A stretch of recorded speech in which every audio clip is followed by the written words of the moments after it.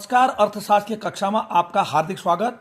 आज हम आंकड़ों का संकलन, प्राथमिक और द्वितीयक आंकड़े या समंक के बारे में चर्चा करेंगे। आंकड़े या समंकों का संकलन, कलेक्शन ऑफ डेटा। आंकड़ों का संकलन सांख्यिकी विश्लेषण का एक महत्वपूर्ण आरंभिक कदम है। आंकड़ों का संकलन पूर्व निश्चित उद्देश्यों के आधार पर किया जाता है। उद्देश्य के आधार पर एकत्रित समंक मूलतः सांख्यिकी विश्लेषण के कच्चे पदार्थ, रॉ मटेरियल हैं, जिनकी सहायता से सांख्यिकी विश्लेषण के अगले चरणों का संपादन किया जाता है। समंकों या आंकड़ों के दो स्रोत हैं, आंतरिक या बाह्य। To sources of data, internal and external.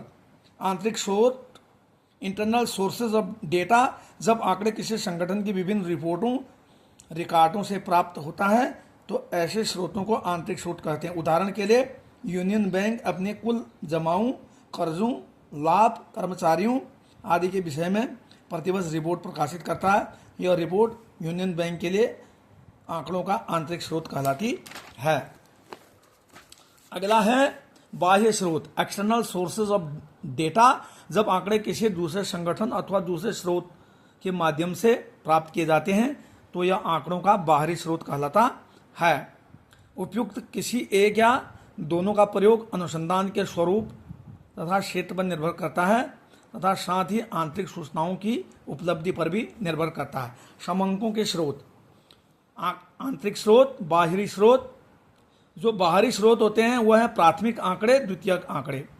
प्राथमिक आंकड़े वे आंकड़े जो अनुसंधानकर्ता द्वारा स्वयं प्रथम बार व्यक्तिगत साक्षात्कार द्वारा एकत्रित किए जाते हैं। द्वितीयक आंकड़े वे आंकड़े जो पहले से ही किसी अन्य द्वारा एकत्रित किए जा चुके हैं। समंकों के प्रकार, प्राथमिक समंक। प्राथमिक एवं द्वितीयक समंकों में मौलिक अंतर यह है, जब आंकड़ों को पहली बार उनके मौलिक स्रोत से एकत्रित किया जाता है तो ये प्राथमिक आंकड़े हैं। द्वितीयक आंकड़े वे आंकड़े होते हैं जो पहले ही अन्य व्यक्तियों या संस्थाओं द्वारा एकत्रित किए जा चुके हैं और उन्हें दूसरे व्यक्तियों द्वारा प्रयोग किए जाते हैं। तो धन्यवाद। इसको देखें, सुनें और मनन करें। आपका बहुत बहुत धन्यवाद।